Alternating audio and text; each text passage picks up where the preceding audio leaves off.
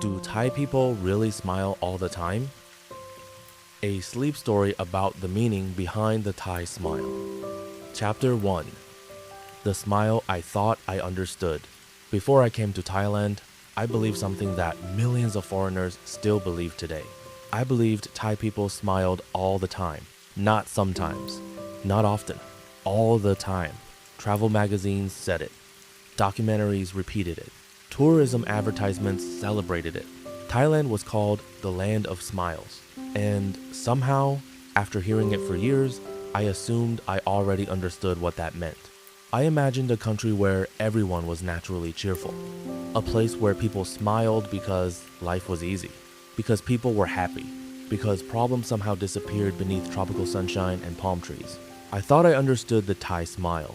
But on a rainy evening in southern Thailand, I discovered I understood almost nothing at all. And strangely enough, the lesson began with a woman who wasn't smiling. The rain had started before sunset, not the dramatic storms I knew from London, not the violent winds of winter. This rain felt different, soft, patient, almost thoughtful. I sat inside a small roadside cafe in a quiet town near Phang Nga province. The roof was made of corrugated metal. Each raindrop created a gentle rhythm overhead. Tap, tap, tap. The sound mixed with distant motorcycles, singing insects, and the faint smell of grilled chicken drifting from a nearby market. The cafe contained only 6 tables. A small refrigerator hummed quietly in the corner. Old wooden fans turned lazily above us. The owner, an elderly woman named Molly, moved slowly between tables carrying cups of coffee. I had been traveling through Thailand for nearly 3 weeks, long enough to become comfortable, not long enough to understand anything important. Outside, the street glistened beneath yellow lights. Rainwater flowed gently along the curb. A stray cat slept beneath a parked motorcycle. The entire evening felt suspended between wakefulness and dream, exactly the kind of night that invites reflection. I opened my notebook. At the top of the page I wrote, "Why do Thai people smile so much?" A simple question, or so I thought. A few minutes later, the answer walked through the front door. Or perhaps, the beginning of the answer. The woman entered carrying several plastic bags of groceries. She looked exhausted. Her clothes were damp from the rain. Her hair clung to her forehead. She nodded politely to Molly and sat alone near the window. No smile, not even a small one. She looked worried, perhaps sad, perhaps simply tired. Molly brought her tea. The woman thanked her quietly.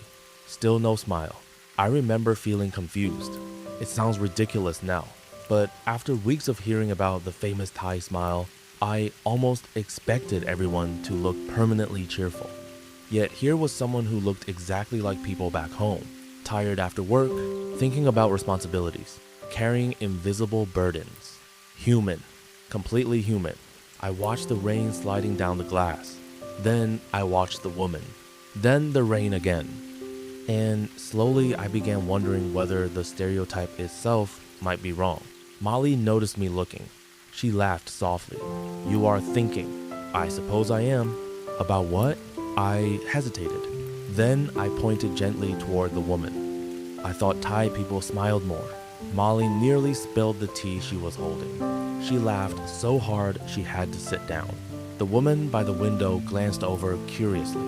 "What did he say?" she asked in Thai. Molly translated. The woman laughed too. Now she was smiling. A genuine smile. Warm, natural, unexpected, and somehow completely different from the smile I had imagined. Molly shook her head. "Foreigners always ask this." "They do?" "Many times." "So what's the answer?" She leaned back. Outside, thunder rumbled softly beyond the mountains. Then she said something I would remember for years. "Thai people do not smile because life is easy." She paused. "We smile because life is difficult." The rain seemed quieter afterward, as if the night itself wanted me to hear every word. I closed my notebook. The woman near the window introduced herself. "My name is Nisha. I'm Oliver." "You are from England?" "Yes." She nodded. Then she smiled again. A smaller smile this time. A thoughtful smile. Not happiness. Not amusement. Something else. Something I couldn't yet identify. And that was when the real conversation began. Do people smile a lot in England? She asked. Not really. Why not? I thought about it, because I had never considered the question before. We smile when we are happy. Nietzsche nodded slowly. Thai people smile when we are happy too. So what's different? She looked outside. Rain drifted through the yellow glow of streetlights. Then she answered, we smile for many reasons. Like what? She laughed softly. That would take a long time. I have time. The rain continued. The tea remained warm.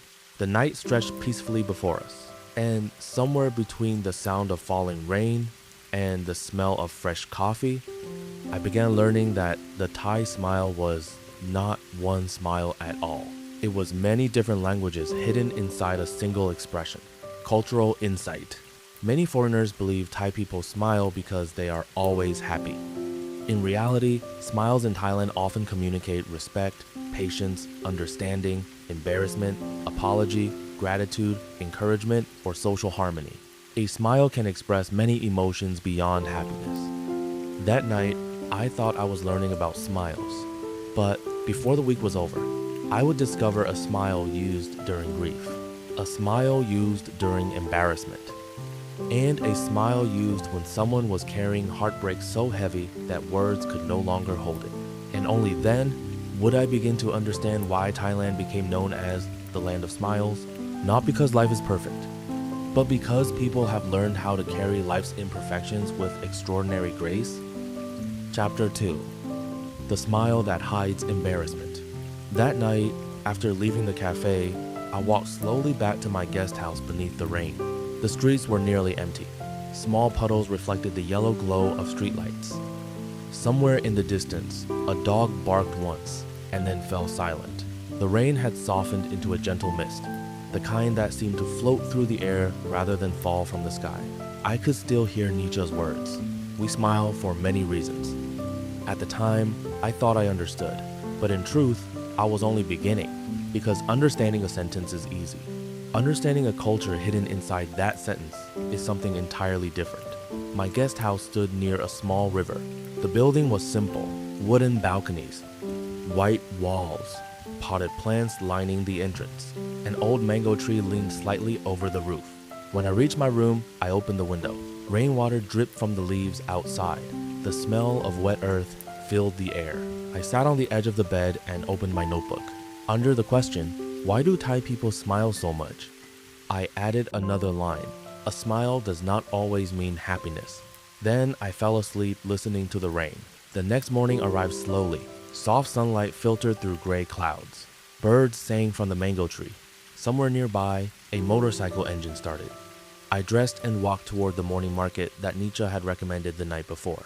It's small, she had said, but you'll learn more there than from 10 guidebooks. The market occupied 3 narrow streets. Colorful awnings stretched overhead. Fresh vegetables filled wooden tables. Fish lay on crushed ice. Women prepared curries in large metal pots. The air smelled of basil, garlic, charcoal smoke, and sweet tropical fruit. Everything felt alive. Not rushed, not chaotic. Simply alive. Vendors greeted one another. Customers stopped to talk. Children ran between stalls. An elderly man sat drinking coffee while reading yesterday's newspaper. No one seemed in a hurry, and almost everyone smiled. But now I watched differently, not as a tourist collecting photographs. As a student trying to understand, at one fruit stall, I stopped to buy mangoes. The vendor was a cheerful woman, perhaps in her 60s. Her face carried the kind of wrinkles that only come from years spent smiling. She carefully selected 3 mangoes and placed them into a bag. I handed her a 1,000 baht note. Immediately, something changed. She looked surprised, then embarrassed. Then she smiled, a very specific smile. Not happy, not amused, not excited, embarrassed. I don't have enough change, she said. Her smile grew wider. She looked almost apologetic. I quickly searched my wallet. Fortunately, I found smaller bills. The problem disappeared instantly, but the smile remained. And suddenly, I remembered Nietzsche's words. Many reasons. A few minutes later, I encountered the same expression again, this time from myself. And it happened because of noodles. The noodle stall sat beneath a blue umbrella. Steam rose from large metal pots. The owner, a man with silver hair and bright eyes, waved me toward an empty seat. I sat down confidently, perhaps too confidently, because I knew exactly 3 Thai words. And unfortunately, none of them helped me order lunch. The owner asked something in Thai. I stared blankly. He repeated it. I understood nothing. A young woman sitting nearby noticed my confusion. She translated. He asks what kind of noodles you want. I looked at the menu. Everything appeared in Thai. Every single item. My confidence disappeared immediately. The woman laughed. Not unkindly, just kindly amused. The owner smiled too. And before I realized it, I smiled. The exact same smile, the embarrassed smile. The smile that says, I don't know what I'm doing. Please forgive me. Let's laugh together instead of feeling uncomfortable. The woman pointed. This one is good. I nodded. Perfect. The owner laughed. The woman laughed. I laughed. And somehow, without sharing much language at all, the situation became easy. Not because anyone solved the problem immediately, but because everyone chose kindness over awkwardness. When the noodles arrived, they were wonderful. Rich broth, tender pork, fresh herbs, crispy garlic. I thanked the owner. He nodded, then smiled again. A different smile, a grateful smile, a smile that acknowledged appreciation. The more I watched throughout the morning, the more I noticed subtle differences. Small variations, tiny emotional colors hidden beneath nearly identical expressions. Back home, I might have overlooked them entirely, but here they seemed everywhere. Around noon, clouds gathered once more. The sky darkened. Vendors began covering products with plastic sheets. Everyone knew rain was coming. No one seemed concerned. This was Thailand. Rain was simply part of life. I found shelter beneath the awning of a small tea shop. Several locals waited there too. An elderly couple, 2 students, a delivery driver, and a middle-aged man carrying a large box. The rain arrived suddenly, heavy, warm, loud enough to drown conversation. The man with the box attempted to move closer to the wall. Unfortunately, he stepped directly into a puddle. Water splashed onto his trousers. The box slipped, not enough to fall, just enough to create a moment of awkwardness. For a second, nobody spoke. Then the man smiled, a broad, embarrassed smile. Everyone else smiled too. The tension vanished instantly. No criticism, no frustration, no judgment. Just shared understanding, an unspoken message. These things happen. Don't worry. I watched carefully, and a realization slowly formed. Perhaps one reason smiles appeared so frequently in Thailand was because they prevented small moments of discomfort from becoming larger problems. A smile created space, a softer landing, a gentle bridge between people. The rain lasted almost an hour. The tea shop owner eventually served everyone tea. No one had asked. He simply did it. Tiny glasses of hot jasmine tea. The students thanked him. The elderly couple thanked him. The delivery driver thanked him, each accompanied by a smile. Not identical smiles, different smiles, each carrying its own meaning. Respect, gratitude, friendliness, connection. By late afternoon, the rain finally eased. The clouds drifted apart. Sunlight returned. The market slowly resumed its rhythm. As I prepared to leave, I heard someone call my name. Oliver! It was Nietzsche. She stood beside a motorbike wearing a rain jacket. Learning anything? I laughed. A little. Only a little? I've spent an entire day studying smiles. She laughed. Good luck. Why? Because even Thai people don't always understand all of them. We walked together toward a nearby canal. Water moved slowly beneath wooden houses. Children fished from a small bridge. Banana trees swayed in the afternoon breeze. The world felt peaceful, unhurried, the kind of place where conversations naturally become deeper. You know, I said, back home, people often think smiling means everything is okay. Nietzsche nodded. And here? She considered the question, then answered carefully. Sometimes a smile means everything is okay. She pointed toward the canal. Sometimes it means everything is not okay. I looked at her. What do you mean? She smiled, a quiet smile, not cheerful, not sad, just thoughtful. You'll see, for a moment, neither of us spoke. The breeze moved gently through the trees. Water lapped against wooden posts. Far away, temple bells rang softly. The sound floated across the afternoon air. And somehow, the world seemed larger than before, more complicated, more beautiful. That evening, as the sun disappeared behind distant hills, I returned once again to the cafe. Molly served coffee. The same metal roof echoed beneath another approaching rainstorm. The same warm lights glowed against the gathering darkness. And I opened my notebook. Under yesterday's notes, I wrote, "A smile can hide embarrassment. A smile can reduce awkwardness. A smile can protect harmony." Then I paused, because I remembered something Nisha had said beside the canal. Sometimes it means everything is not okay. I stared at the sentence. The rain began falling once more, slowly, softly, almost like a whisper. And somewhere beyond the darkness of that rainy evening, another lesson was waiting. A lesson I was not prepared for, because the next smile I would encounter would appear at a funeral, and that smile would change everything I thought I knew about grief. Cultural insight.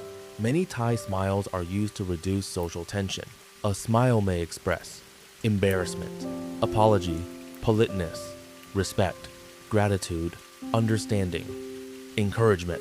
In Thai culture, maintaining harmony in social interactions is often valued more highly than proving who is right or wrong. Because of this, smiles frequently serve as a gentle social tool rather than simply an expression of happiness. Chapter 3. The smile at the funeral. The rain arrived again that night. By now, I was beginning to believe that rain was simply part of the rhythm of this place. Morning sunlight, afternoon heat, evening rain, night insects, then morning again. A cycle older than memory itself. From my seat inside Molly's cafe, I watched water slide down the windows in silver streams. The familiar metal roof sang softly overhead. Outside, motorcycles passed through shallow puddles. Inside, warm light filled the room. The smell of coffee drifted through the air, and Nisha sat across from me, stirring tea slowly. We had spent the past hour talking about everything and nothing. Markets, travel, food, family. The conversation moved easily, the way conversations often do when there is no hurry. No agenda, no destination, just company. Then her phone vibrated. She glanced down. The expression on her face changed slightly. Not dramatically, just enough for me to notice. She read the message quietly, then placed the phone on the table. For several seconds, she stared at the rain. "Nisha?" She looked up. "My uncle passed away." The words settled gently into the room, like rain falling into still water. I immediately felt awkward. "I'm so sorry." She nodded. "Thank you." There was a pause. Then something happened that surprised me. She smiled, not a large smile, not a happy smile, a soft one, a calm one, almost peaceful. And for the first time, I felt genuinely confused. Not offended, not shocked, simply confused. Because in England, a smile and grief rarely appear together, at least not in the beginning. Yet here they were, side by side. The funeral would take place the following day. Nisha would travel to her family's village several kilometers away. As we prepared to leave the cafe, she suddenly asked, "Would you like to come?" I blinked. "To the funeral?" She nodded. "My family won't mind." I hesitated. The invitation felt deeply personal, perhaps even inappropriate to accept. But Nisha seemed sincere, and after speaking with her family by phone, she smiled. They said yes. "You are sure?" They said a guest is welcome. Outside, rain continued falling softly, and without realizing it, I agreed. The next afternoon, we drove through the countryside. The sky was pale gray. Rice fields stretched toward distant hills. Palm trees swayed gently in the wind. Small wooden houses appeared occasionally along the road. Some stood on stilts. Others sat beneath mango trees. Children played beside narrow canals. Dogs slept beneath parked motorcycles.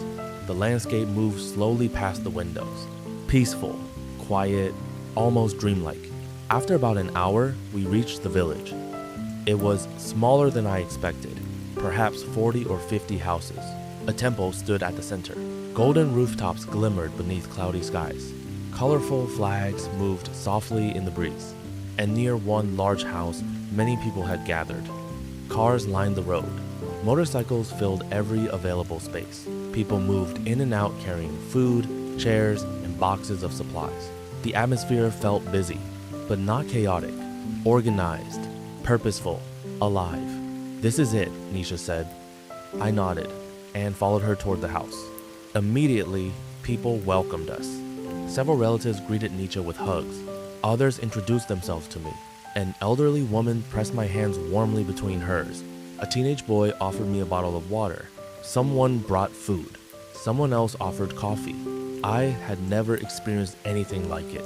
Back home, funerals often felt quiet, reserved, almost isolated. But here, life seemed to surround grief rather than retreat from it. Inside the house, photographs covered one wall.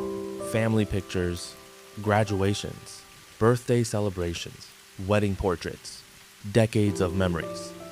At the center stood a large framed photograph of Nisha's uncle. He appeared to be in his late 60s. His smile looked warm, mischievous, kind, the kind of smile that suggested he enjoyed telling stories. And somehow, looking at that photograph made the loss feel real, even for someone who had never met him. Monks arrived later that afternoon. Orange robes moved gently through the crowd. People gathered quietly. Candles flickered.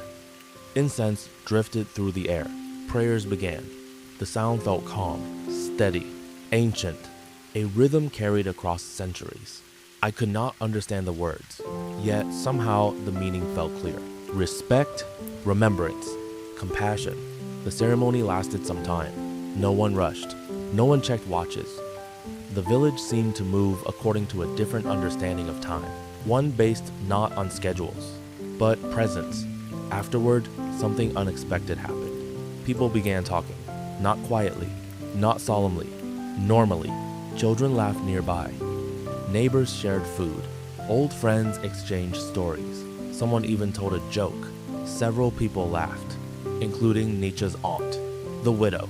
I watched carefully, trying to understand, trying not to judge according to my own expectations.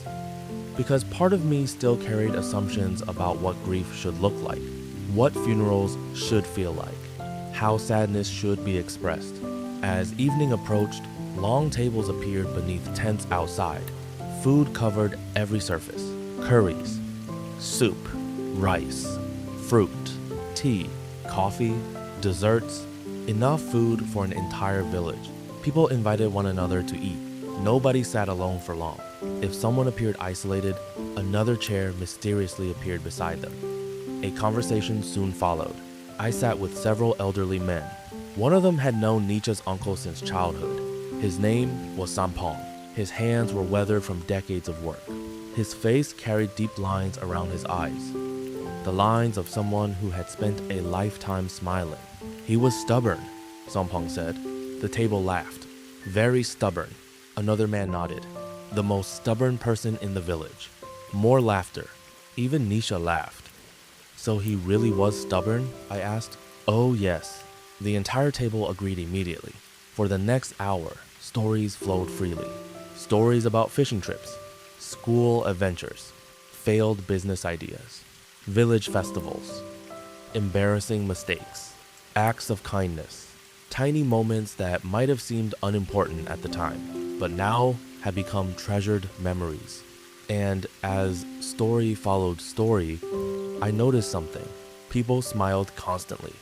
Not because they had forgotten the loss, not because they weren't grieving, but because remembering someone fully means remembering more than sadness. It means remembering life. Later, after sunset, I found Nietzsche sitting alone beneath a tree. The village lights glowed softly around us. Crickets sang from nearby fields. A warm breeze moved through the leaves overhead. For several moments, neither of us spoke. Finally, I asked the question that had occupied my thoughts all day. Can I ask something? She nodded. Of course. Why are people smiling so much? Nietzsche looked toward the house, toward the photograph, toward the gathering of family and friends. Then she smiled. A quiet smile, the kind I was beginning to recognize. Because we miss him. I frowned slightly. I don't understand. She nodded. I know. For a moment, she searched for the right words. Then she pointed toward the crowd. Look carefully. I did. Do those people look happy? No. Do they look sad? Some do. She nodded. Both can exist together. The breeze moved softly through the branches above us. Somewhere nearby, someone poured tea into small cups. The smell drifted through the night air. In Thailand, she continued, many people believe that when someone dies, we should honor their life, not only their death. I listened. So we cry. She paused. And we laugh.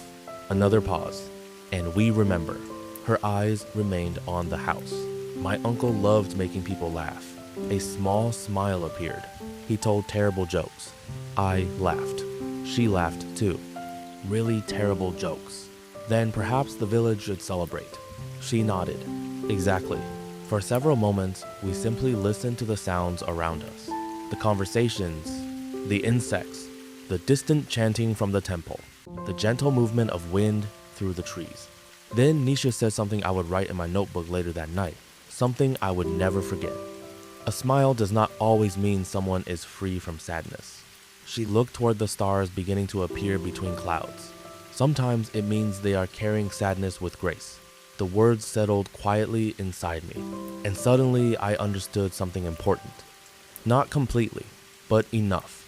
Back home, I often treated emotions like separate rooms. Happiness in one room, sadness in another, laughter in another, grief somewhere else entirely. But here, those rooms seemed connected. People moved between them naturally, without guilt, without contradiction, without feeling obligated to choose only one. Later that night, I stood beside the river near the village. The water reflected scattered lights. The sky had finally cleared. Stars shimmered above the dark countryside. The world felt impossibly peaceful. And I realized something. The smile I had seen at the cafe, the smile in the market, the smile at the funeral. They were all different, yet connected. Each smile served as a bridge, a way of carrying difficult moments without allowing those moments to isolate people from one another. A way of saying, I am still here. We are still together. Life continues. Back at the guest house later that evening, I opened my notebook. The pages were beginning to fill. Under yesterday's notes, I added, a smile can hide embarrassment. A smile can ease tension. A smile can express gratitude. Then I wrote, a smile can exist beside grief. And beneath that, sometimes smiling is not the absence of sadness. Sometimes it is the courage to carry it. Outside, rain began falling once more, soft, steady, gentle against the roof. And as I listened to the familiar sound, I wondered how many more meanings remained hidden behind the Thai smile. Because I was beginning to suspect that what foreigners called the land of smiles was not a place where people smiled more often. It was a place where people had learned more ways to smile. And the next lesson would come from something even more surprising. A smile used when someone disagreed with you completely. A smile that hid frustration. A smile that protected harmony. And a misunderstanding that would leave me standing speechless in the middle of a village festival. Cultural insight. Many Thai funerals are community-centered events where relatives, neighbors, and friends gather not only to mourn, but also to support one another. Storytelling, shared meals, laughter, and remembrance are often part of the process. This does not mean people feel less grief. Rather, grief is frequently carried collectively through community, presence, and shared memory. Chapter 4. The smile that meant no. 3 days after the funeral, life in the village slowly returned to its familiar rhythm. The tents disappeared. The extra chairs were carried away.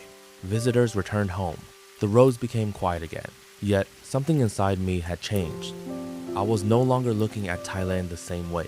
Or perhaps more accurately, I was no longer looking at people the same way. Before arriving here, I thought understanding another culture meant learning facts. History, food, customs, festivals, language. Those things mattered, of course. But increasingly, I was discovering that understanding a culture often meant noticing the tiny moments between words, the pauses, the expressions, the things nobody explicitly explained.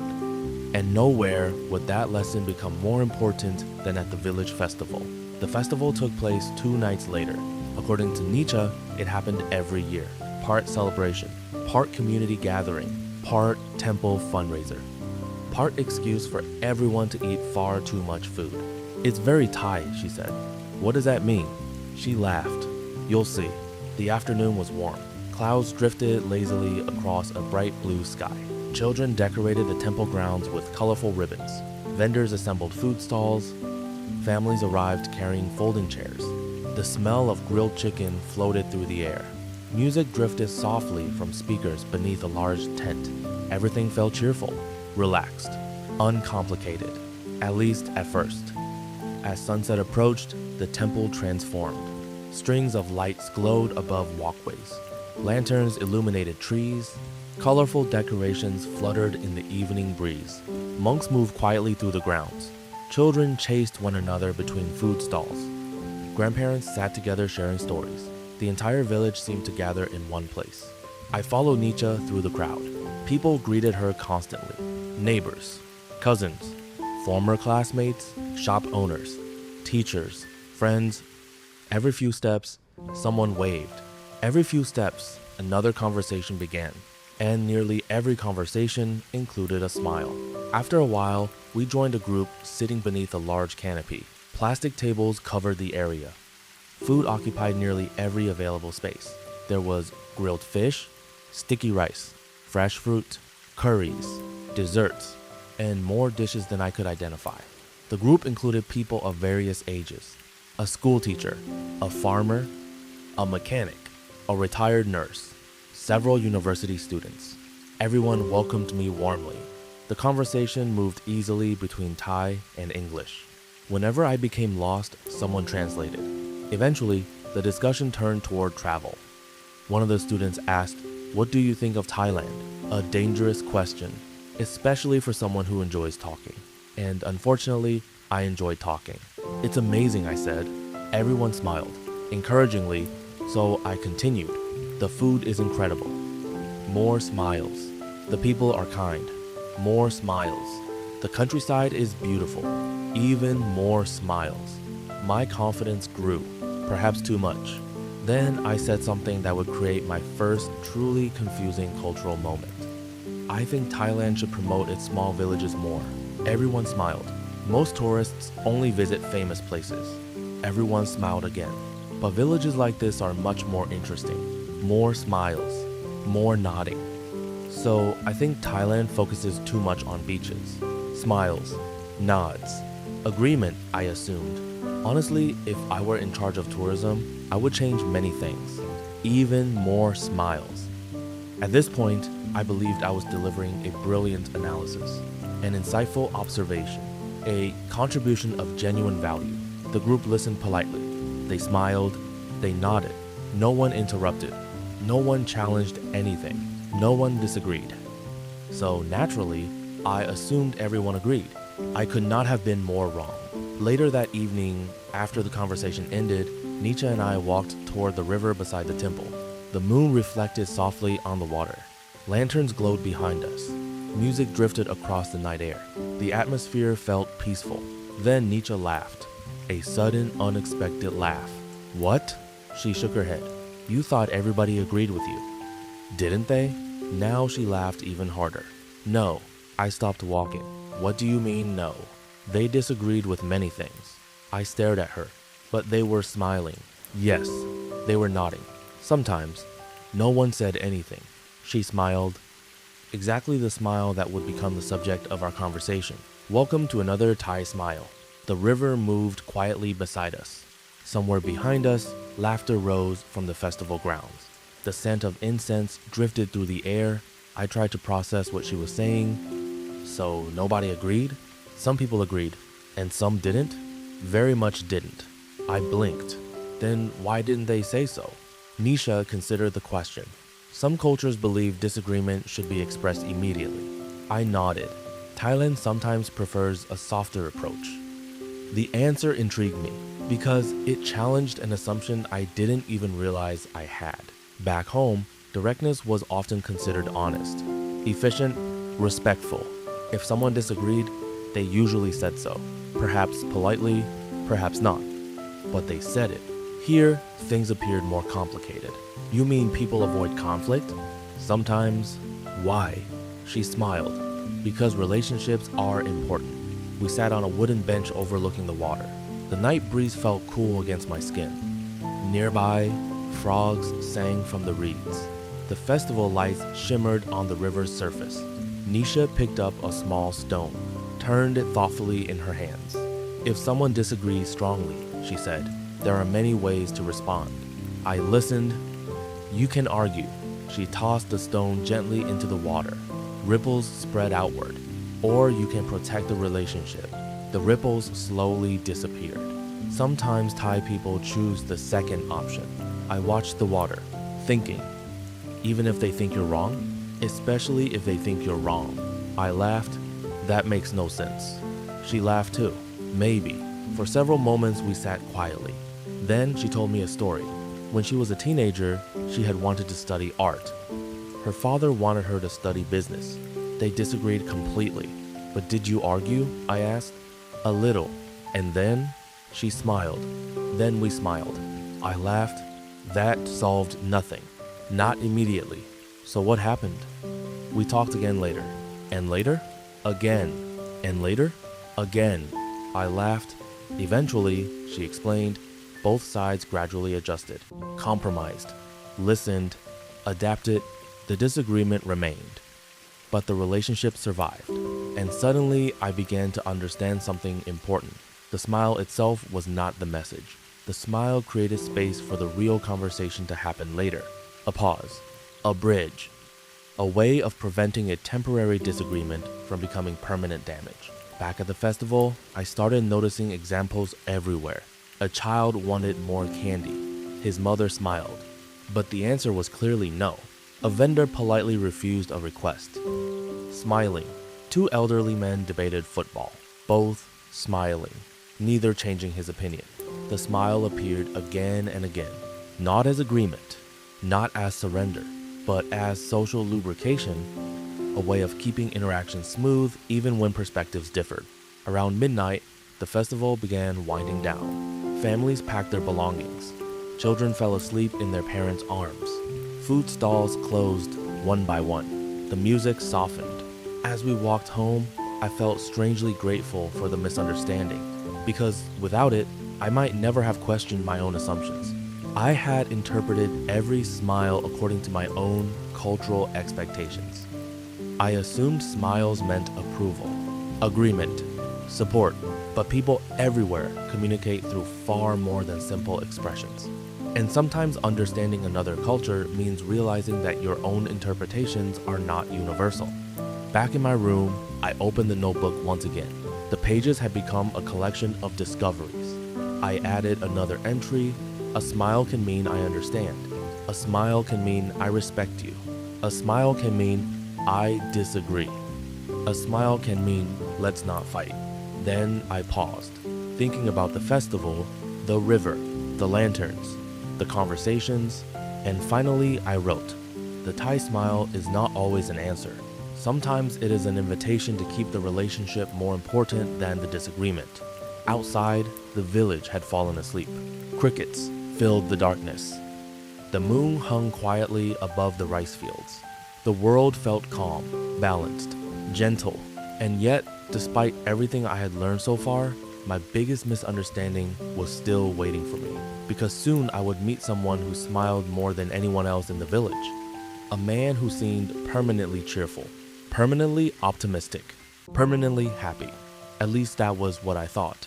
Until one rainy afternoon, I discovered the burden he had been carrying for years, and I finally learned perhaps the deepest truth of all. Sometimes the brightest smile hides the heaviest story, cultural insight. In many Thai social situations, maintaining harmony, kwam, samaki, and namjai can be highly valued. A smile does not necessarily indicate agreement. Sometimes it expresses politeness, respect, a desire to avoid unnecessary conflict, a wish to preserve relationships, recognition of another person's opinion, even when disagreeing. This can sometimes confuse foreigners who interpret smiles solely as approval or agreement. Chapter 5. The happiest man in the village. By the 5th week of my journey, I had begun to believe that Thailand revealed itself slowly. Not because people were hiding anything, but because understanding requires patience. Like watching a flower bloom, like waiting for rain, like sitting quietly beside a river until the surface becomes still enough to reflect the sky. The Thailand I had imagined before arriving was simple. Beautiful beaches, friendly people, good food, smiles everywhere. The Thailand I was discovering was far more complicated and far more beautiful. The person who taught me that lesson next was a fisherman named Prasert, or as everyone in the village called him, Uncle Cert. I first met him early one morning near the fishing pier. The sun had barely risen. Mist floated above the water. Fishing boats rocked gently with the tide. The sea reflected soft shades of gold and silver. Everything felt calm, almost suspended between night and day. I had started waking before sunrise recently, partly because the village woke early, partly because dawn in Thailand possessed a quiet magic that felt impossible to miss. The air remained cool. Birds sang from coconut trees. Monks walked silently collecting alms. And for a brief moment before the heat arrived, the world seemed extraordinarily peaceful. That morning, I noticed a man repairing fishing nets beneath a wooden shelter. He appeared to be around 65 years old. Thin, sun-darkened skin, weathered hands, a faded blue shirt, and a smile. A constant smile, not exaggerated, not forced, just there. As naturally as breathing, he smiled while working. He smiled while speaking. He smiled while listening. He smiled while drinking coffee. And everyone seemed to know him. Children ran toward him. Shopkeepers greeted him. Other fishermen stopped to chat. Every interaction ended with laughter. Eventually, curiosity overcame me. That's Uncle Cert, Nisha explained later. The happiest man in the village. I laughed. Everyone says that? Everyone. She pointed toward the pier. You should meet him. I did, and immediately understood why people liked him. He possessed a warmth that made strangers feel welcome within minutes. The kind of person who remembered names, asked questions, listened carefully, made others feel important. Within our first conversation, he had already invited me to join him fishing. You fish? He asked. Very badly. Perfect. He laughed. I laughed. And the invitation was settled. 2 days later, before sunrise, we left the village. The boat was small, wooden, paint peeling in places. A blue canopy provided shade. The engine sounded older than both of us. The sea stretched endlessly around us. Soft morning light illuminated the horizon. Flying fish occasionally skimmed across the water. The world felt vast, open, peaceful. Prasser smiled almost continuously. He pointed toward distant islands, told stories, explained fishing techniques, shared memories, and always smiled. At one point, I found myself wondering whether the stereotype might actually be true after all. Maybe some Thai people really did smile all the time, especially Uncle Sir. The morning passed pleasantly. We caught fish, shared food, watched clouds drift across the sky. By midday, dark clouds appeared in the distance. Prosser noticed them immediately. Storm. His smile remained, but something about his voice changed. Calmer, more serious. Within an hour, the sea looked entirely different. The water darkened, wind strengthened. Waves grew larger. Rain approached across the horizon like a gray curtain. We should go back. I agreed enthusiastically. The journey home became rough. The boat rose and fell heavily. Rain struck the canopy. Thunder echoed across the water. Yet through it all, Prasert remained calm, steady, focused, and surprisingly, still smiling. Not a cheerful smile, not a carefree smile, a different one, a smile that seemed almost impossible to understand. We eventually reached shore safely, drenched but unharmed. Rain continued falling heavily. The village disappeared behind curtains of water. Prasser and I took shelter inside a small building near the pier. For a while, we simply listened to the storm. The rain hammered the roof. Wind rattled the walls. Lightning flashed above the sea. And then, unexpectedly, our conversation changed. Perhaps storms encourage honesty. Perhaps silence does. Perhaps both. I looked at him. You always smile. He laughed. Do I? Everyone says so. Maybe. I hesitated. Then asked, are you always happy? The question felt reasonable, at least at the time. But the moment it left my mouth, I realized how naive it sounded. Presert looked out toward the storm. The smile remained. Yet suddenly it carried a different feeling. Something deeper. Something older. Finally, he spoke. No, the answer surprised me. Not because of the word itself, but because of how quietly he said it. The storm continued outside. Rain flowed from the roof in silver sheets. For several moments, neither of us spoke. Then he pointed toward the sea. My father died there. I looked at him. He continued watching the storm. Fishing accident. His voice remained calm. Many years ago, lightning illuminated the horizon. When I was young, the smile remained. Small, gentle, not hiding anything, not pretending, simply existing beside the memory. My brother also died at sea. The words landed heavily.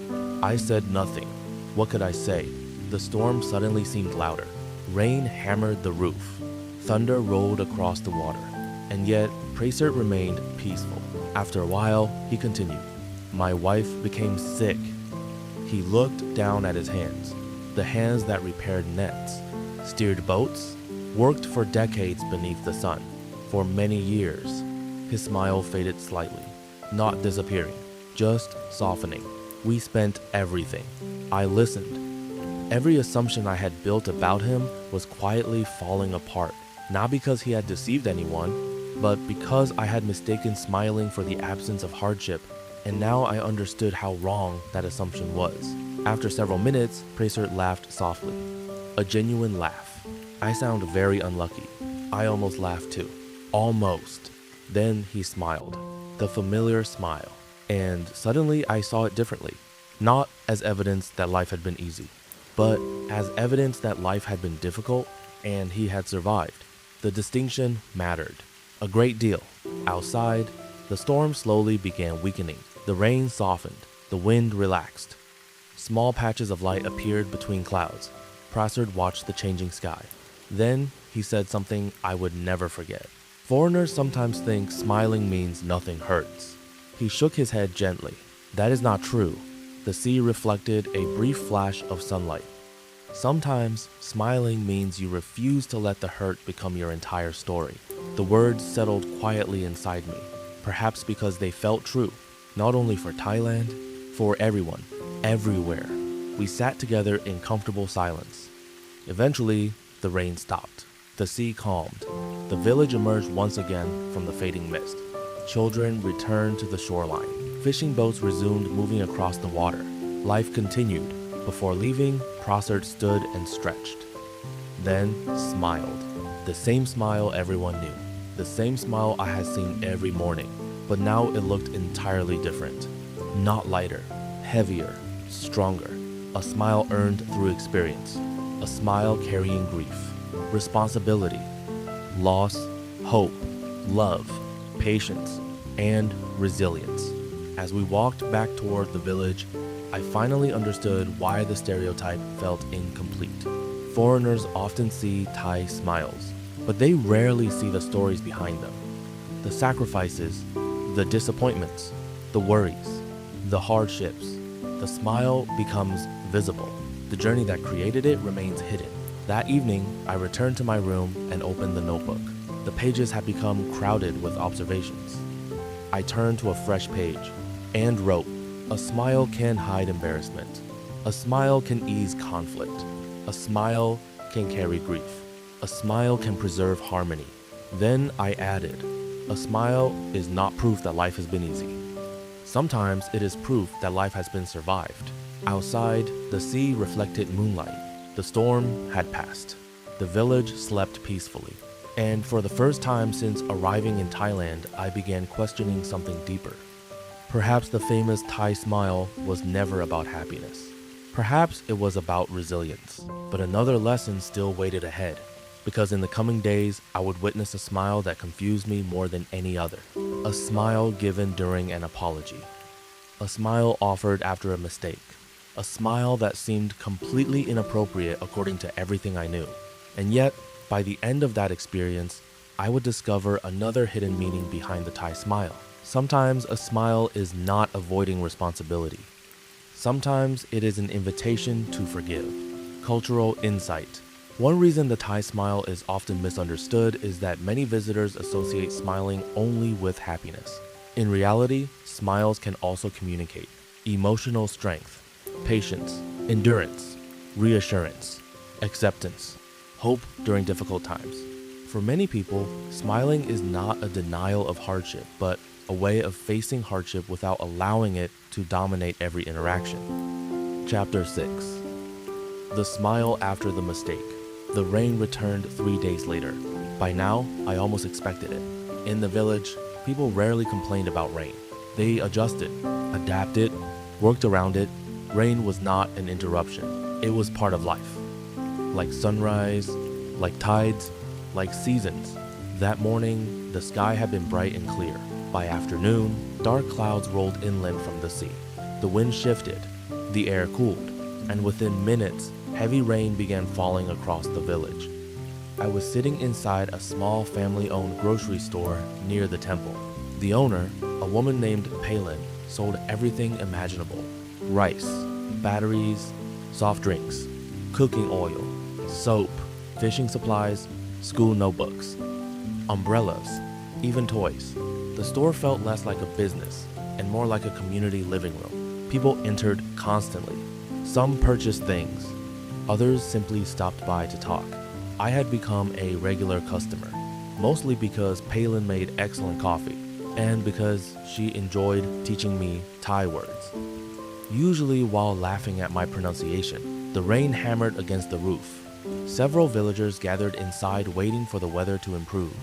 The atmosphere felt relaxed, comfortable, familiar. Then everything changed because of one simple mistake. My mistake. Earlier that week, I had borrowed a small folding table from the temple. A volunteer had told me I could use it while riding near the river. The table was old but sturdy, nothing special. That afternoon, I returned it, or at least I thought I did. Unfortunately, I left it in the wrong storage building, a very wrong storage building. The building belonged to a community group preparing for an upcoming ceremony, and when they couldn't find their equipment later that day, confusion spread quickly. Not disaster, not catastrophe, just confusion, but enough confusion to inconvenience several people. I didn't realize any of this until Palin received a phone call. A few minutes later, she turned toward me, smiling. Oliver? Yes? The table. What table? The temple table. Immediately, my stomach sank. The table. She nodded, still smiling, and somehow that smile made me more nervous, not less. What happened? You put it in the wrong place. I stared. Oh no. Palin smiled. Yes. I waited for more information, more emotion, more frustration, something. Instead, she smiled again. And this is where confusion entered. Because back home, if someone creates extra work for several people, smiles are not usually involved. Apologies? Certainly. Explanations? Of course. But smiles? Rarely. Yet everyone involved seemed surprisingly calm. Too calm, which somehow made me feel worse. I need to fix this. Yes. Smile. I'm really sorry. Smile. I didn't mean to cause problems. Smile. The smiles seemed endless and increasingly mysterious. Soon afterward, I walked through the rain toward the temple, determined to solve the problem immediately. Water splashed beneath my shoes. Thunder rumbled overhead. The temple grounds were nearly empty. Most people had taken shelter from the weather.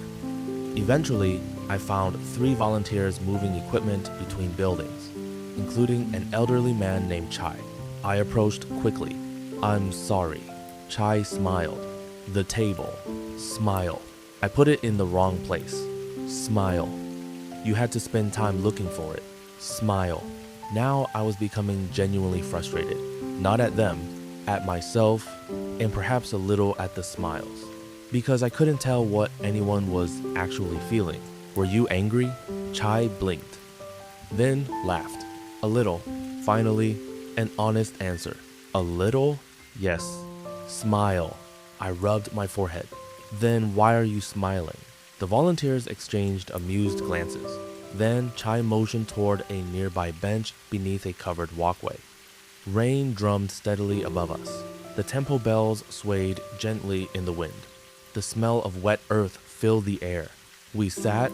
For several moments, Chai simply watched the rain. Then he spoke. When people make mistakes, what happens in your country? I consider the question. It depends. He nodded. People become angry? Sometimes. They raise their voices? Sometimes. More nodding. Then Chai smiled again. The same smile. Here too. I looked at him. Really? Of course. The answer surprised me, because by now I had unconsciously started imagining Thai people as somehow different, more patient, more peaceful, more emotionally controlled. Chai immediately sensed my assumption. We are human too. The volunteers laughed, and so did I, because the statement sounded obvious. Yet somehow I needed to hear it. Rain continued falling. The afternoon felt wrapped in a cocoon of gray skies and gentle sounds. Then Chai continued. When somebody makes a mistake, there are two problems. I listened carefully. The mistake itself. He held up one finger. And the relationship. A second finger. The mistake can usually be fixed. He lowered the first finger. But if the relationship breaks, the second finger remained raised. That can be much harder. Silence settled between us. Rain filled the space. Somewhere nearby, birds hid beneath the temple roofs. And suddenly, something clicked. The smile wasn't ignoring the mistake. The smile was protecting the relationship while the mistake was being repaired. A subtle but important difference. I still caused problems. Yes, smile. And people were annoyed. Some were. Smile. So the smile doesn't mean everything is okay. No. Then what does it mean? Chai looked toward the rain. It means we can solve this together. The answer felt remarkably simple and remarkably profound, because suddenly I remembered dozens of moments from previous weeks. The fruit seller without change, the man who stepped into a puddle, the funeral, the festival, Prasert's storm. Again and again, smiles had appeared, not because situations were perfect, but because people were choosing connection over tension, choosing cooperation over escalation. Not every time, not in every circumstance, but often enough to become part of daily life. The rain gradually weakened. The clouds began drifting apart. Sunlight emerged in narrow golden beams. The temple grounds shimmered with reflected light. Everything looked fresh, renewed. Together, we relocated the equipment, organized the storage area, corrected the confusion. The entire problem took less than an hour to solve. Far less time than I had spent worrying about it. As we finished, Chai handed me a bottle of water. You learned something today. I laughed. I seem to learn something every week. Good. Smile. What did I learn? He considered the question carefully, then answered. Not every smile means nobody is upset. I nodded, and his smile widened. Not every apology requires punishment. The afternoon sunlight reflected across puddles around the temple. Children returned to play beneath the trees. Monks walked quietly between buildings.